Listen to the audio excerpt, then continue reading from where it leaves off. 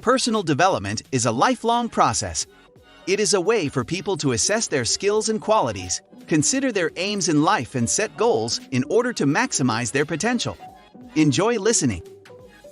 Chapter 13, The Brain, the 12th Step Toward Riches.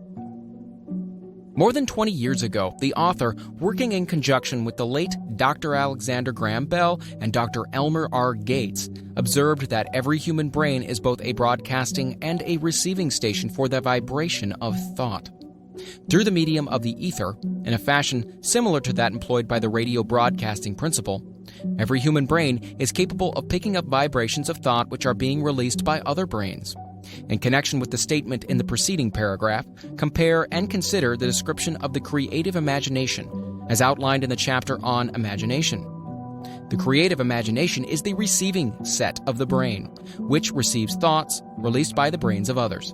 It is the agency of communication between one's conscious or reasoning mind and the four sources from which one may receive thought stimuli.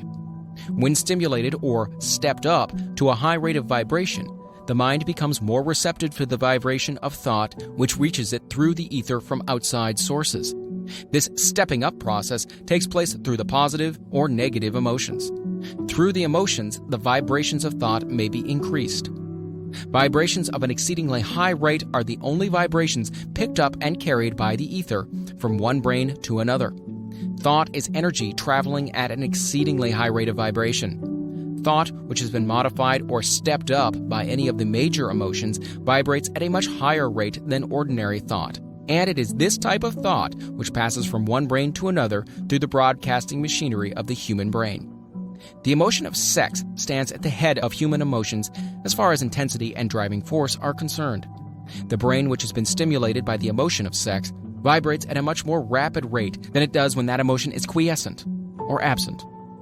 The result of sex transmutation is the increase of the rate of vibration of thoughts to such a pitch that the creative imagination becomes highly receptive to ideas which it picks up from the ether.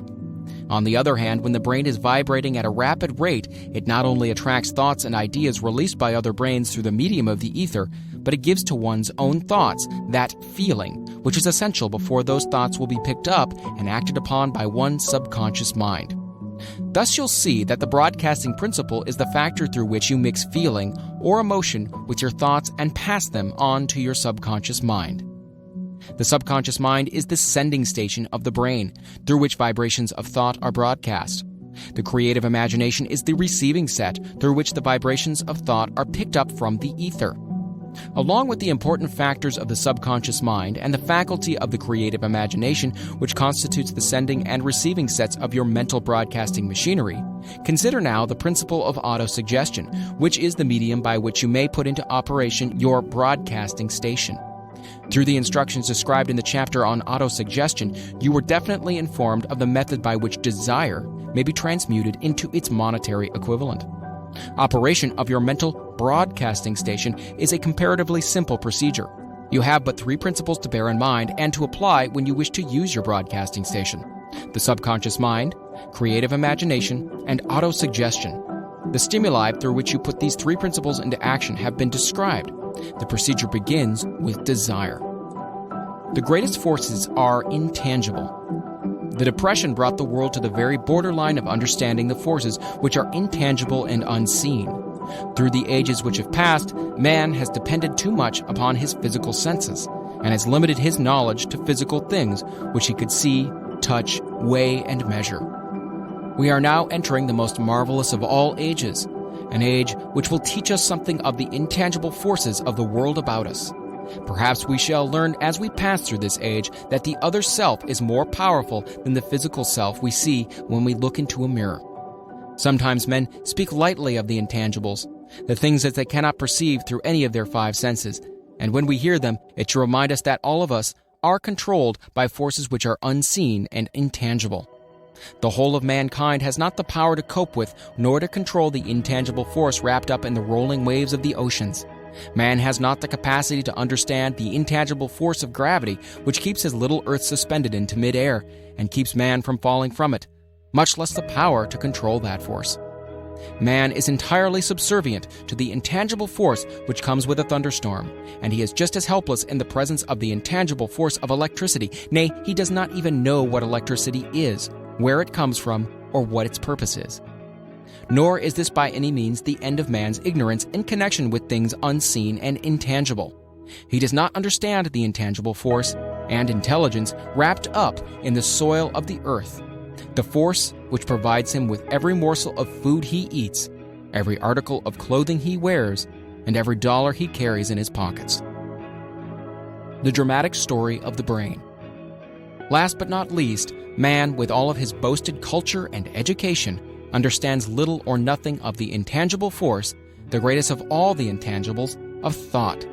He knows but little concerning the physical brain and its vast network of intricate machinery through which the power of thought is translated into its material equivalent.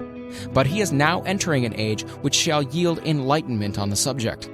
Already men of science have begun to turn their attention to the study of this stupendous thing called a brain, and while they are still in the kindergarten stage of their studies, they have uncovered enough knowledge to know that the central switchboard of the human brain, the number of lines which connect the brain cells one with the other, equal the figure 1, followed by 15 million ciphers. The figure is so stupendous, said Dr. C. Judson Herrick of the University of Chicago, that astronomical figures dealing with hundreds of millions of light years become insignificant by comparison. It has been determined that there are 10 billion to 14 billion nerve cells in the human cerebral cortex, and we know that these are arranged in definite patterns. These arrangements are not haphazard, they are orderly. Recently developed methods of electrophysiology draw off action currents from very precisely located cells or fibers with microelectrodes, amplify them with radio tubes, and record potential differences to the millionth of a volt. It is inconceivable that such a network of intricate machinery should be in existence for the sole purpose of carrying on the physical functions incidental to growth and maintenance of the physical body. Is it not likely that the same system, which gives billions of brain cells the media of communication one with another, provides also the means of communication with other intangible forces?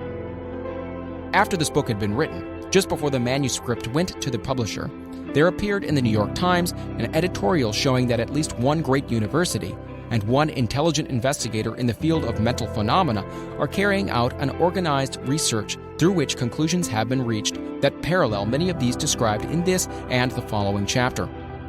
The editorial briefly analyzed the work carried on by Dr. Rhind and his associates at Duke University, viz., what is telepathy? Quote, "A month ago, we cited on this page some of the remarkable results achieved by Professor Rhind and his associates in Duke University from more than 100,000 tests to determine the existence of telepathy and clairvoyance. These results were summarized in the first 2 articles in Harper's Magazine. In the second, which has now appeared, the author E.H. Wright attempts to summarize what has been learned, or what it seems reasonable to infer regarding the exact nature of these extrasensory modes of perception. The actual existence of telepathy and clairvoyance now seems to some scientists enormously probable as a result of Rhind's experiments. Various percipients were asked to name as many cards in a special pack as they could without looking at them and without their sensory access to them. About a score of men and women were discovered who could regularly name so many of the cards correctly that there was not one chance in many million of their having done their feats by luck or accident. But how did they do them? These powers, assuming that they exist, do not seem to be sensory. There is no known organ for them. The experiment worked just as well at distances of several hundred miles as they did in the same room. These facts also dispose, in Mr. Wright's opinion, of the attempt to explain telepathy or clairvoyance through any physical theory of radiation.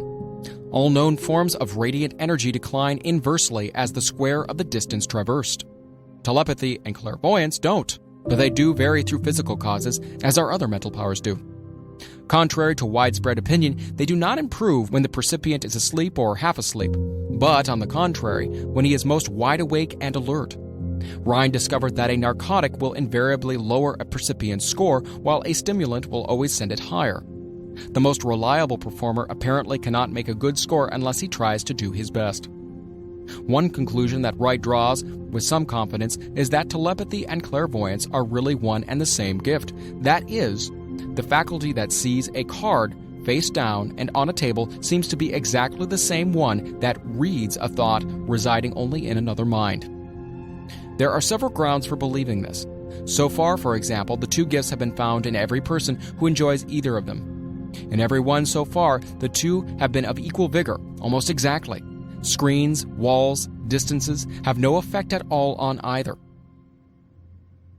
One conclusion that Wright draws with some confidence is that telepathy and clairvoyance are really one and the same gift. That is, the faculty that sees a card face down on a table seems to be exactly the same one that reads a thought, residing only in another mind. There are several grounds for believing this. So far, for example, the two gifts have been found in every person who enjoys either of them. In every one so far, the two have been of equal vigor, almost exactly. Screens, walls, distances have no effect at all on either. Wright advances from this conclusion to express that he puts forward as no more than the mere hunch that other extrasensory experiences, such as prophetic dreams, premonitions of disaster, and the like, may also prove to be part of the same faculty. The reader is not asked to accept any of these conclusions unless he finds it necessary, but the evidence that Ryan has piled up must remain impressive. In view of Dr. Ryan's announcement in connection with the conditions under which the mind responds to what he terms extrasensory modes of perception, I now feel privileged to add to this testimony by stating that my associates and I have discovered what we believe to be the ideal conditions under which the mind can be stimulated so that the sixth sense described in the next chapter can be made to function in a practical way. The conditions to which I refer consist of a close working alliance between myself and two members of my staff.